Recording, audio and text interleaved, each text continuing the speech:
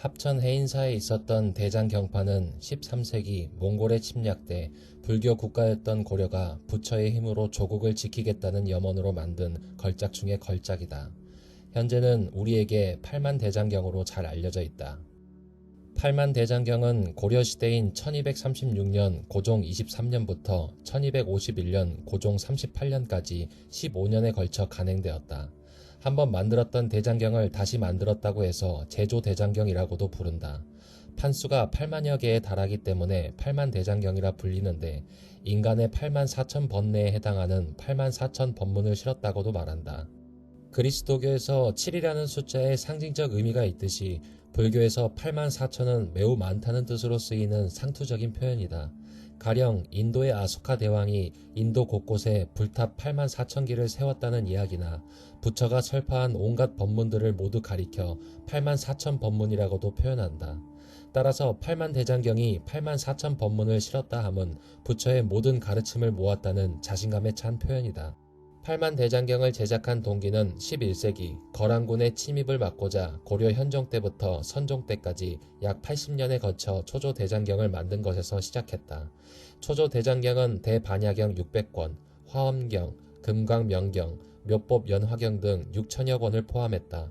초조대장경은 원래 흥항사에 보관되어 있다가 후에 부인사와 대구, 그리고 팔공산으로 옮겨졌다. 이후 초조대장경은 1232년 고종 19년 몽골군이 부인사를 침략하면서 소실되었고 현재 일본 교토 난젠지의 일부분인 1715권 인경본만이 전해지고 있다. 스시마 섬의 한 신사에 있던 500권은 모두 도난당했다. 이 밖에도 국내 수집가나 국가기관에서 인출본을 역수입해 현재는 국내에도 초조대장경이 상당히 많이 남았고 대부분 국보나 보물로 지정되었다. 고려 조정은 강화도에서 제작된 8만 대장경 경판들을 본래 강화성 서문 밖 대장경판당에 보관했다가 나중에 선원사로 옮겼다. 조선이 건국된 지 얼마 되지 않은 1398년 태조 7년 5월 합천 해인사로 옮겨 오늘날에 이른다. 이때 백길로 옮겼는지 육로로 옮겼는지 학자들마다 설이 다르긴 하지만 대체로 바다나 강을 주로 사용하고 간간히 육로를 사용하지 않았겠느냐고 보고 있다. 8만 대장경, 즉 81,352장 경판을 땅에서부터 쌓으면 3,200m로 1950m인 한라산, 2,744m인 백두산보다 높고 이를 옮기려면 적어도 2.5톤 트럭 100여 대, 4톤 트럭 70여 대가 필요하기에 백길로 옮겼다는 주장이 더 힘이 실려 있다. 지금도 고령군 앞으로 흐르는 낙동강 어귀에는 개경포라는 이름이 남아있는데 개경포에서부터 낙동강 물길을 따라 해인사로 장경판들을 옮겼을 거라 예상하고 있다. 경판이 완성되고 곧바로 8만 대장경이 인쇄되었다. 인쇄본 전질 역시 경판과 함께 강화도 선원사에서 보관하다 조선이 건국된 뒤에 전질은 한양의 지천사로 옮겼다가 춘추관에서 보관했다. 이후의 기록은 명확하지 않으나 임진왜란을 거치며 8만 대장경 전질이 한양에서 반출되어 현재의 북한 지역으로 옮겨졌다. 당시 일본은 10세기에 이미 처음으로 목판본이 등장했던 북송이나 거란, 고려와 달리 700년 동안 대장경의 목판을 제작하지 못했었다. 조선 초기 8만 대장경의 복사본을 만들어 일본에게 선물로 준 적이 있는데 이것을 본 당시 다이묘들은 눈이 돌아가게 되고 사신을 보내며 계속해서 원본을 요구했다. 이러한 사신의 귀찮음을 계속 받아주고 있던 것이 세종대왕이었다. 끈질기게 사신을 보내오는 것이 싫었던 세종은 정말로 대장경판 원본을 주려고 했다. 이 같은 생각이 가능했던 것은 조선은 유교 사상이 기반이었던 나라로 불교 유산은 조선의 입장에서 그만큼의 가치가 없다고 여기고 있었기 때문이다. 1423년 세종 5년 무로마치 쇼군 아시카가 요시모치의 사신으로서 조선에 온 승려 케이추와 본레이는 세종에게 8만 대장경 경판을 요청했다. 이때 세종은 쟤네들이 자꾸 와서 8만 대장경 달라고 하는데 그냥 줘버릴까? 라고 신하들과 논의했지만 대신들은 대장경판은 아깝지 않지만 계속 주다 보면 점차 요구하는 게 많아질 것이라고 이를 반대했다. 이와 같은 일이 벌어지려는 찰나 의외로 당시 관료들이 두 팔뿐 아니라 두 발 벗고 나서며 극심하게 반대하기 시작했다. 계속해서 요구하는 것을 주기 시작하면 훗날은 걷잡을 수 없이 요구할 것이라는 게 그 이유였다. 문화재의 가치보다는 앞으로의 외교 관계의 우위에 있어 관료들이 반대했던 것이다. 세종이 불교에 기이한 것은 말년의 일이고 당시에는 대장경이 많은 불교 유물 가운데 하나일 뿐 크게 중시하지 않았다. 조선 왕조가 유교를 국시로 삼았던 만큼 조정에는 불교 유물을 넘기는 데에 반대하는 사람도 없었지만 어찌됐든 대신들의 정무적 판단으로 자칫하면 팔만대장경이 일본에게 넘어갈 위기를 넘기게 되었다.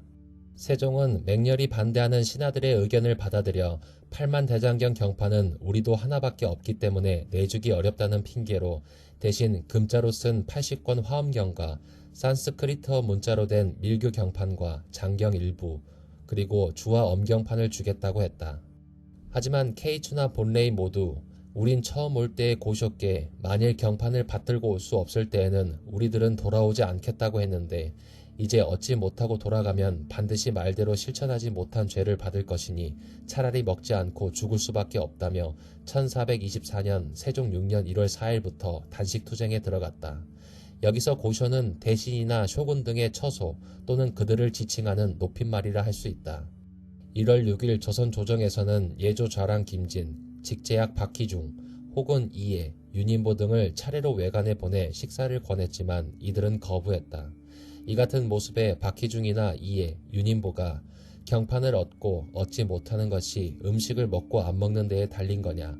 외국의 사신으로 왔음에도 생각대로 안 된다고 이렇게 나오면 너희 나라의 체면은 어떻게 되겠느냐 라며 달래자 그제서야 음식을 먹었다고 한다. 이틀 뒤인 1월 8일 세종은 혹은 윤인보를 보내어 케이추 등을 달래고 처음 자신이 약속한 밀교 대장경판과 주와 엄경판 및 대장경 인쇄본 한 부를 내려주고 겸하여 일본으로 회례사까지 보낸다는 뜻을 밝혔으며 케이추 등도 이에 사은했다. 관료들의 생각보다 극심한 반대에 세종은 다시금 팔만대장경의 원본이 아닌 복사본을 보내주게 된다. 그러나 그 이후에도 여러 차례 대장경 원본을 얻기 위해 일본은 많은 시도를 했다.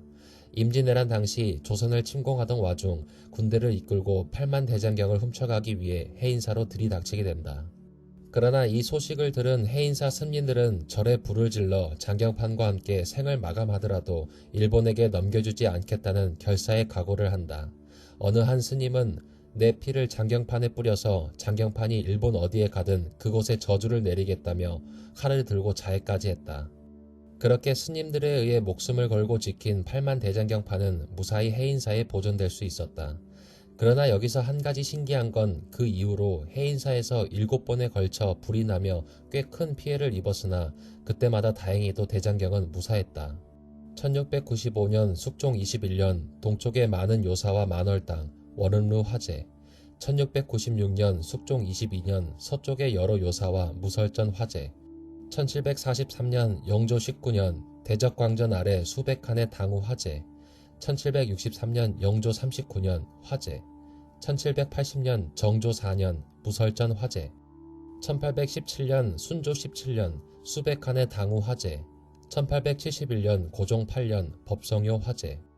여기서 요사는 승려들이 식사를 마련하는 부엌과 식당, 잠자고 쉬는 공간을 아울러 이르는 말이고 당우는 크고 작은 집을 아울러 부르는 말이다. 이 같은 화재 속에서 무사했던 것은 단순히 운이 좋았던 것만은 아니고 이를 보관한 합천해인사 장경판전이 화재를 방지하는 과학적 설계와 배치가 되었기 때문이기도 하다. 물론 아무리 그래도 기본적으로 나무로 만든 목조 건물이므로 화재에 굉장히 취약한데 이를 모두 버텨냈다. 마지막 7번째 큰 화재는 6.25 전쟁 때 인천 상륙작전 이후 대대적인 반격작전 중 발생한 북한군 빨치산들로 인한 것이었다. 산속에 숨어 유격전을 벌이던 이들을 소탕하기 위해 군인, 경찰을 동원한 대대적인 소탕작전이 시작되자 당시 군인 경찰은 첩첩산중에서 빨치산들이 은거지로 사용하기에 안성맞춤이었던 불교 사찰들을 파괴하기 시작했고 합천해인사 역시 예외는 아니었다.